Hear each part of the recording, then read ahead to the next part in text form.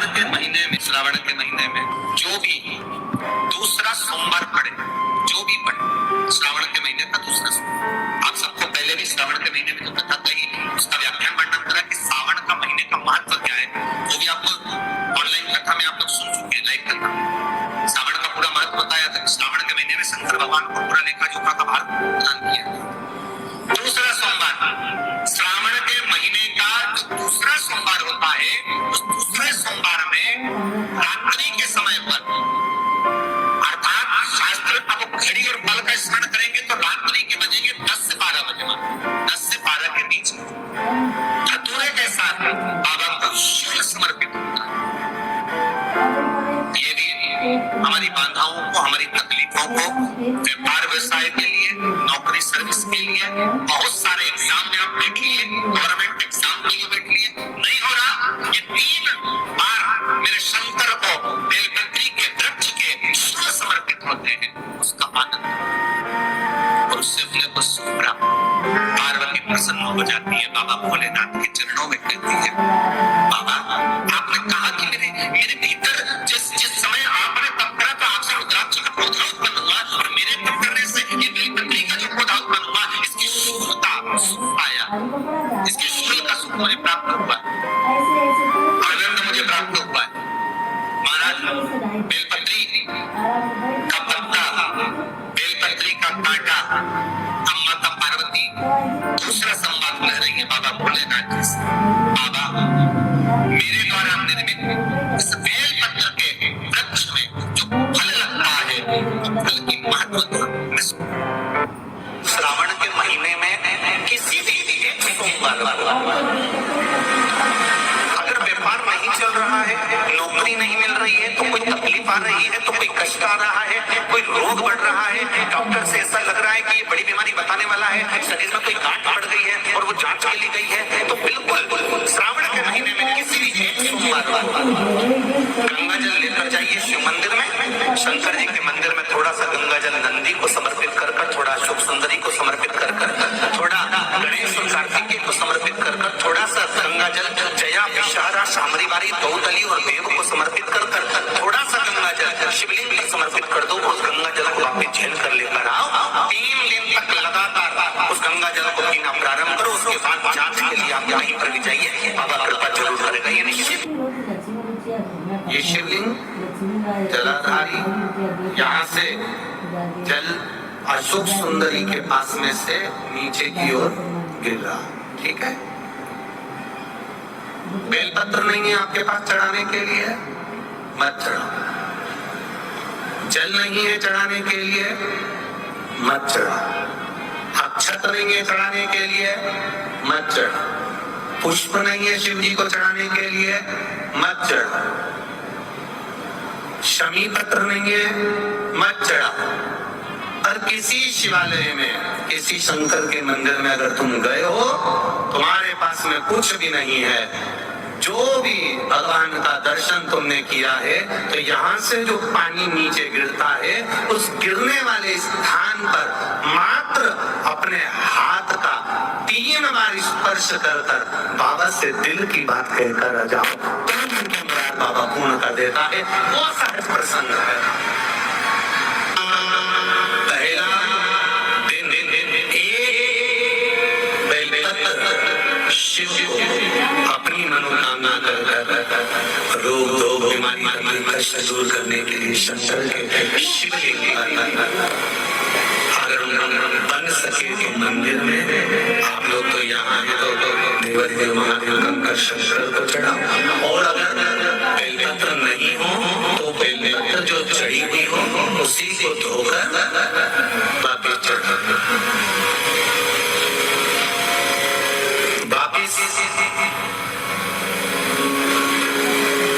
और सावन का महीना है, दिल से बाबा बोले,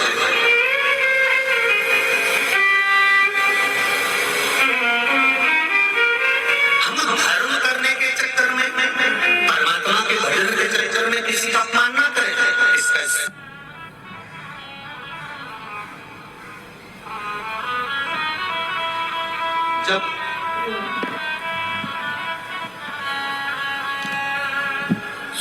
दुनिया की ठोकर खा लो, सारी दुनिया के हाथ जोड़ लो, सारी दुनिया से निवेदन कर लो, और उसके बाद भी तुम्हारी दुख की घड़ी समाप्त नहीं हो, तब प्रयास करना तुम्हारे घर में कोई गमला हो, कोई पौधा लगा हो, जो भी पौधा लगा, हम ये नहीं कहेंगे कि वो गुलाब का है कि गेंदा का है कि शमी का है कि बेलपत्री का है, जो पौधा तुम्हारे घर में लगा हो,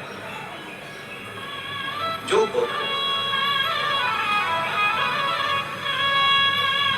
एक प्रयास करना। अभी सावन चालू हुआ है,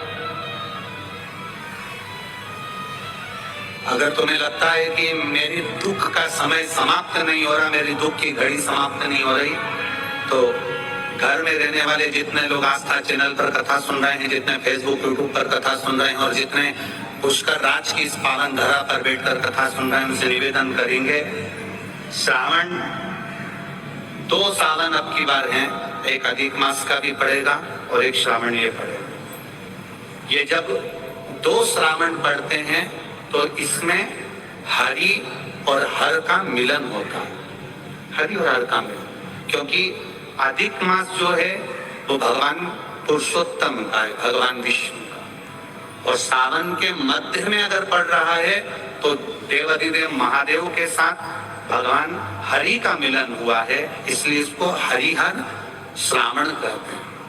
ये 2 महीने के श्रावण में अगर मान लो एक दिन आपका निकल भी गया, 2 दिन आपके छूट भी गए, कोई दिक्कत की बात नहीं। जो पेड़ तुम्हारे यहाँ लगा हो, जो पौधा तुम्हारे यहाँ लगा हो, जो वृक्ष तुम्हारे यहाँ लगा हो, जो क्यारा तुम्हारे यहाँ, कुंडी तुम्हारे यहाँ, उसी की मिट्टी को, उसी के पेड़ के नीचे, उसी पौधे के नीचे, उस मिट्टी को थोड़ा सा हाथ से उसको उठाकर एक लिंग की आकृति बना ले। उसमें जलाधारी बनाने की जरूरत नहीं, केवल लिंग की आकृति बनाकर उसी की पूजन वहीं कर पानी चढ़ाकर 15 से 20 मिनट बाद अपना काम करने के बाद उसी को उसी मिट्टी में विसर्जन कर दें, अपनी कामना कर देवाधिदेव महादेव 2 महीने के बाद क्या देगा ये वही जान सकता है। वो क्या प्रदान करेगा ये उसके ऊपर। देख लिया हमने, बहुत प्रयास कर देख लिया, सारी दुनिया का हमने प्रयोग कर देख लिया। इनसे भी पूछा, उन्होंने कहा बाथरूम इधर बना दो, वास्तु शास्त्री ने कहा ये बना दो, ज्योतिष आचार्य ने कहा ये बना दो, उन्होंने कहा ये बना दो, उन्होंने कहा वो बना दो। हमने दुनिया का काम कर देख लिया, हाथों की अंगूठियां बदल कर देख ली, नथ आभूषण बदल कर देख लिए, सोने की दिशा बदल कर देख ली, सीढ़ियों की दिशा बदल कर देख ली। अब जब सारी दिशा बदल कर देख ली, सारा काम कर देख लिया, उसके बाद भी अगर हमारी ग्रह दशा नहीं सुधरे, हमने सबके दरवाजे जाकर देख लिया, देवी देवता उनके भी धोख के देख लिया, पर जब भी अगर हमारी दशा ना सुधरे तो फिर कहीं मत जाना, महादेव के चरणों में जाकर बस उसकी आराधना में लग जाना, हो जाएगा। जो माताएं श्रावण के सोमवार का व्रत करती है वो पशुपति व्रत मत करना। जो श्रावण के सोमवार का व्रत नहीं करती है वो पशुपति व्रत कर सकती है, उनको पशुपति व्रत करने का मना नहीं। पर यदि श्रावण का व्रत आप पहले से करते आ रहे हो, श्रावण महीने का व्रत करते आ रहे हो, या श्रावण के महीने में तुम सोमवार करते आ रहे हो, तो फिर पशुपति व्रत ना करते हुए इसको 1 महीना, भले 2 हुए हो, 3 हुए हो, 4 हुए हो, रोक लो। फिर अगला जब श्रावण पूर्ण हो जाए फिर जो सोमवार आए फिर चर्चा कर दो। पर अगर श्रावण का व्रत करते हो तो, अगर श्रावण का व्रत नहीं करते हो तो पशुपति व्रत चल जाएगा, मना। श्रावण के महीने में जल चढ़ाने के पात्र 2 कर, कितने पात्र करना, जम के बोलो, 2 पात्र कर लो, भले 2 हाथ में लेकर मत जाओ, एक के ऊपर एक कलश लेकर जाओ। उसका कारण क्या है? शंकर भगवान ने मां पार्वती के सम्मुख में गंगा का आह्वान रखा था। अच्छा था स्वामी। जब पार्वती आपके नजदीक में विराजमान है तो मुझे बुलाने का कारण भगवान शंकर कहते हैं श्रावण का महीना प्रारंभ हो रहा है। जब मेरे ऊपर सृष्टि का भार आएगा तो मुझे गंगा और पार्वती दोनों की जरूरत पड़ेगी। जब घर में विवाह आता है, शादी आती है, कोई फंक्शन आता है, कोई मेहमान आते हैं तो थोड़ी ड्यूटी बढ़ जाती है। रोज 8 बजे उठते हो और शादी रहती है तो कितने बजे उठना पड़ता है? सुबह 6 बजे। यहाँ पर भी आप रोज अपने घर पर उठते होंगे 8 बजे तक, 7 बजे तक, पर यहाँ तो तुम जब सो रहे होंगे तो सुबह कब हो जाती है और रात हो जाती है तो नहीं मालूम पड़ता होगा। एक कब रात होगी कब सवेरे होगी। लोग ढोलक पीते पीते पीते पीते 11-12 AM और तुम्हारी मर गई जबकि और बज गई 3:30, सब लग गए लाइन में नहाने और तुम भी पड़ी जल्दी से। अब नहाने भी कहाँ जाए तो माता इतनी चतुर होने का बरसती हो रही है जल की। भगवान भी सोच समझ के पानी गिराता था। 3 बजे से गिराना चालू करता था 6 बजे तक। उस बीच में भगवान को भी मालूम है मिश्रा जी कहाँ से नल लाएगा, इसलिए उन्होंने चारों तरफ से पानी गिराया।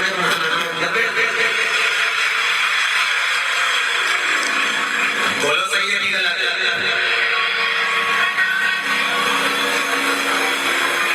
सब बाहर निकली धीरे से।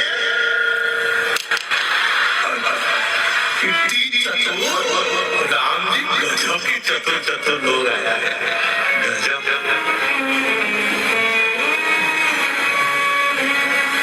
पर एक बात कहूंगा, दिल लेकर आया हो, मेरा महादेव भी तुमको दिल से बुलाया है। दिल लेकर आए हो।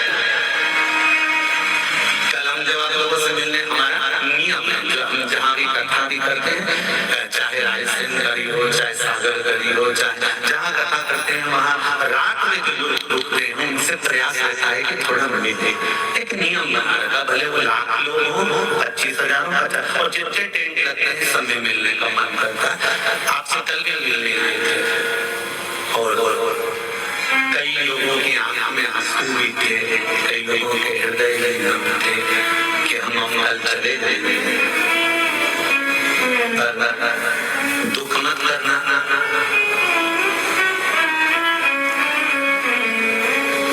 दूसरा कोई स्थान हो वहां से जाओ तो वापिस आने की गारंटी है कि नहीं है, पर यहाँ तो सील और कपड़े लगा कर भेजता है।